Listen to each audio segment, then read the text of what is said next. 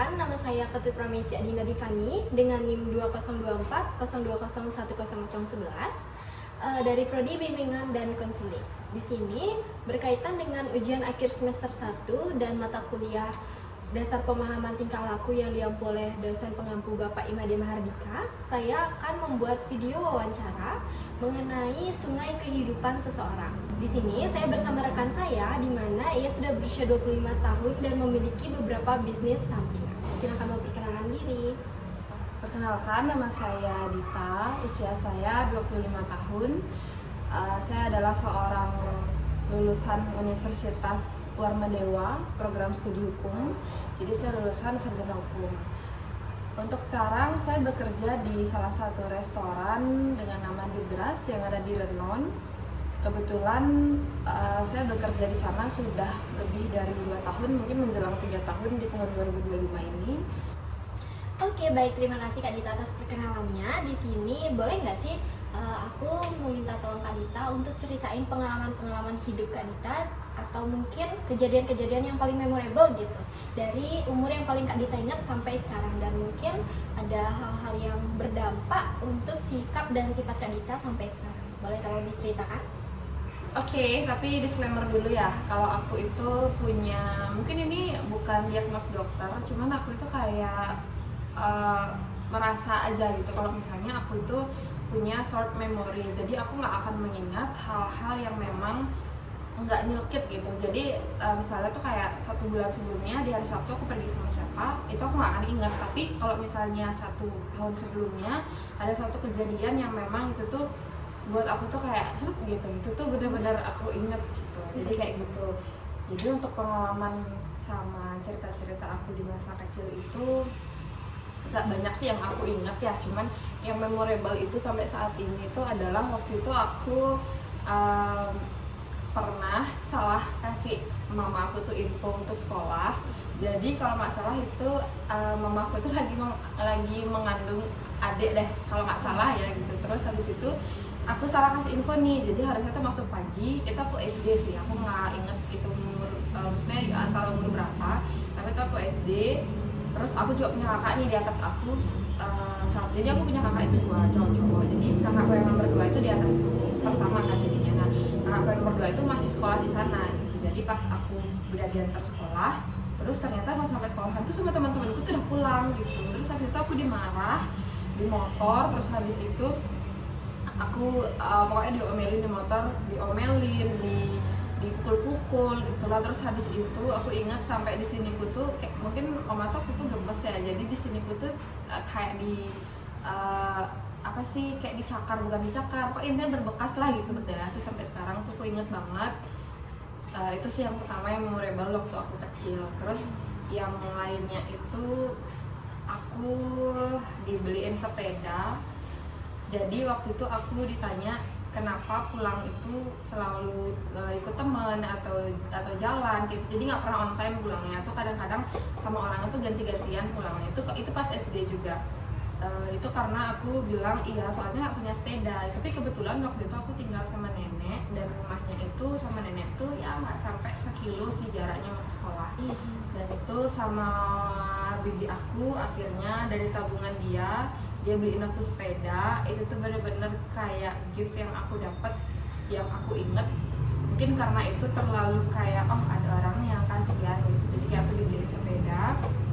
Akhirnya aku nggak pernah lagi pulang sekolah SD itu ikut teman atau harus jalan kaki atau gimana. Jadi akhirnya aku punya sepeda sendiri. Nah terus cerita selanjutnya itu waktu aku udah kuliah nih ceritanya.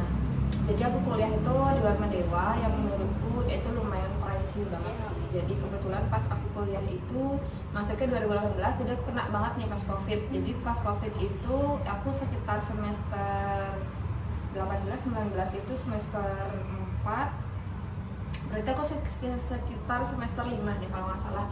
Waktu 2000 abis COVID itu pokoknya itu aku semester akhir deh habis COVID. Nah habis COVID itu kan dampak ekonomi itu masih ya. Jadi waktu aku semester 6 mau ke 7 udah menyusun gitu, aku kendala nih di pembayaran di kuliah gitu. Terus aku sempat berpikir kayak apa aku cuti aja ya, terus aku kerja dan lain-lain. Tapi sama mama tuh nggak dikasih, nggak usah gitu, lanjut aja bakal diusahain kayak gitu. Nah waktu itu jadi aku ngeliat banget prosesnya mama tuh berusaha buat aku itu supaya bisa selesai kuliah gitu.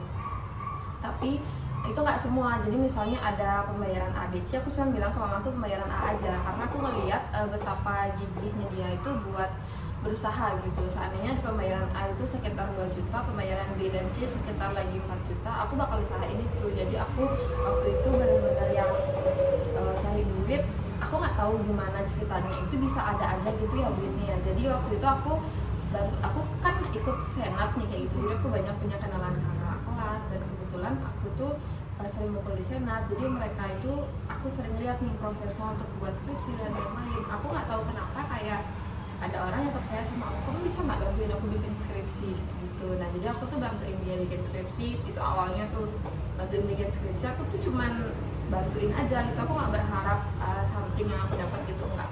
Jadi setelah dia lulus, setelah dia sidang, ternyata aku disamperin, aku dikasih uang gitu di situ. Jadi itu aku merasa, dari situ aku merasa kalau oh ternyata aku punya sesuatu yang bisa ngasihin duit gitu. Dan akhirnya itu tuh dari mulut ke mulut. Nah selama aku kuliah itu aku sambil nyusun, aku juga sambil bantu-bantu orang buat selesaiin skripsinya.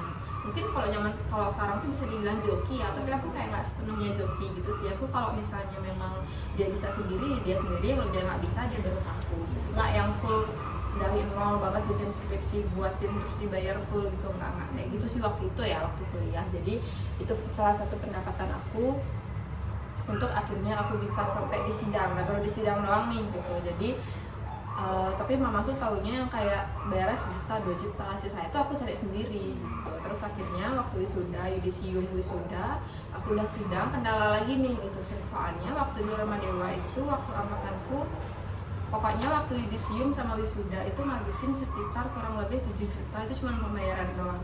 Nah itu aku akhirnya memutuskan setelah sidang banget, akhirnya aku apply job dimanapun itu. Aku gak mikirin aku sarjana hukum atau apa, yang penting aku apply di semua barista, restoran, pokoknya kemungkinan waktu itu kebanyakan sih F&B ya, karena dia kan F&B itu nggak yang spesialis banget dicarinya gitu. Jadi aku apply, akhirnya aku dapat, waktu itu aku dapat suggest lah dari pacar kakakku gitu, di tempat dia kerja itu di Debras. Nah yang sampai sekarang masih kerja di sana gitu.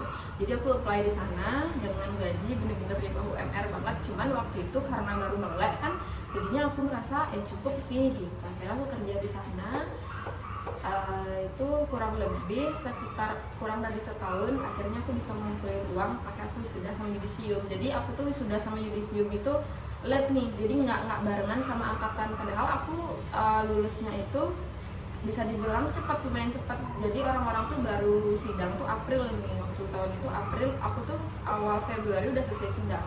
Jadi aku sebenarnya udah bisa ikut wisuda dan yudisium tuh kloter pertama di lulusan angkatan itu. Cuman akhirnya nggak bisa, jadi aku harus kumpulin uang dulu. Akhirnya aku bisa ikutnya di kloter kedua gitu. Ada sedihnya iya, cuman bangganya juga iya gitu. Terus waktu itu sambil aku kerja juga, aku masih nih lanjutin jokinya, karena itu tuh kayak dari mulut ke mulut kan ya. Jadi kayak si A udah berhasil, si A cerita itu ya, akhirnya itu berlanjut aja gitu. Dan aku nggak merasa beban dengan itu, nggak. Jadi aku nggak tahu kenapa juga, aku tuh enjoy kerjaan itu. Nah waktu aku udah kerja itu adalah aku dapat beberapa job yang memang dia itu pekerjaan. Jadi dia yang joki itu juga lagi kerja, itu dia nggak bisa ngurusin skripsinya gitu. Akhirnya dia minta ke aku buat ini tolong kerjain, aku punya judul seperti ini, kamu tolong garap, tolong kembangin dan lain-lain. Tapi tetap konsultasi ke dia. Nah itu tuh lumayan tuh, kalau misalnya joki skripsi itu lumayan sih jobnya. Aku tahu sih ini memang ilegal gitu, cuman sekarang aku udah selesai dan aku merasa kayak udahlah gitu, udah cukup gitu. Nah waktu itu masih oke, jadi aku lanjutin sampai akhirnya aku bisa semuanya, bisa sidang, bisa yudisium, bisa lumayan. Soalnya makeup itu kan lumayan ya, hampir 1 jutaan lebih di baju dan lain-lain gitu. Itu waktu kuliah sambil kerja, waktu selesai kuliah langsung kerja, itu aku kayak gitu. Jadi dari hal itu tuh, dari setelah COVID sampai aku kerja yang hampir sekarang ini udah mau 3 tahun kerjanya tuh, aku merasa kalau misalnya aku tuh sendiri gitu. Aku nggak tahu ya, mungkin karena aku juga nggak mau membebani orang lain, nggak mau ngerepotin orang lain, jadi aku berusaha sendiri. Jadi timbullah tuh kayak gue ini sendiri gitu, aku ini sendiri gitu. Aku tuh nggak bisa berharap sama ABC buat memenuhi apa yang aku pengen, tuh nggak bisa gitu. Jadi aku merasa kalau ketika kamu pengen sesuatu, kamu harus berusaha itu sendiri. Mau berapapun itu nominalnya, mau apapun itu, kamu pasti bisa kok. Jadi apa sih yang nggak lewat dari dulu? Aku tuh selalu kayak gitu. Dari aku ingat-ingat kejadian kalau aku harus cuti, sedangkan teman-teman udah nyusun dan lain-lain, sedikit lagi padahal gitu. Aku harus berhenti kuliah hampir ya waktu itu. Tapi aku berusaha dan akhirnya bisa. Jadi kayak aku merasa itu udah badai, aku bisa lewatin.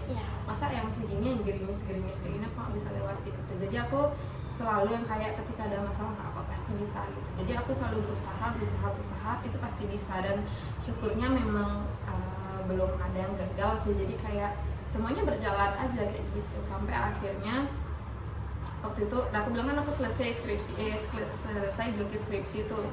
Akhirnya selesai joki skripsi, aku kosong tuh. Jadi aku kayak merasa kok kayak kurang gitu ya, bukan kurang duitnya sih, cuman kegiatannya kurang. Terus yang biasanya memang aku bukan boros sih, cuman kayak aku selalu punya cadangan uang dari gaji, karena kerja di F&B itu kan kalau misalnya kita tuh masih di bawah-bawah, nggak yang terlalu ngambil posisi atas, tuh gajinya bisa dibilang UMK cukup lah gitu. Jadi aku tuh merasa kayak kok ini sedikit ya, kok kayak aku punya cadangan ya. Jadi aku kayak mau beli A tuh takut, aku mau beli B tuh takut nanti nggak ada cadangan gitu. Dan akhirnya aku sama pacarku dia bilang lah, aku kan suka nails kayak gini, nails kayak gini aku suka banget. Jadi aku sebulan tuh bisa 2 kali 3 kali ke salon.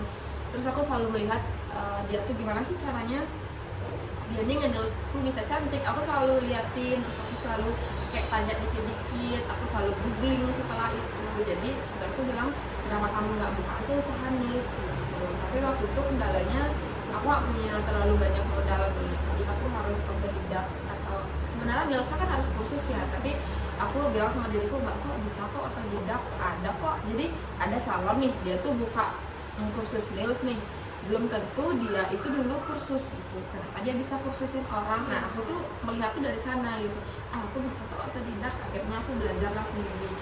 Aku belajar, aku YouTube, aku TikTok, pakai semua sosial media yang ada pengetahuan tentang nails, YouTube. Jadi aku pelajarin. Jadi sampai akhirnya aku pelan-pelan bisa dapat customer, bisa dapat kepercayaan dari teman-teman. Ya meskipun dari teman-teman dekat, cuman menurut aku itu udah cukup membanggakan sih, karena aku bukan khusus sih, bukan les, tapi ternyata orang-orang percaya sama aku. Dan kalau di nails itu tantangannya itu biasanya di keawetan kuku, dan aku itu sudah bisa membuktikan kalau nails itu lumayan awet kok dengan harga yang maksudnya ya nggak terlalu mahal, nggak terlalu murah, sedang aja gitu.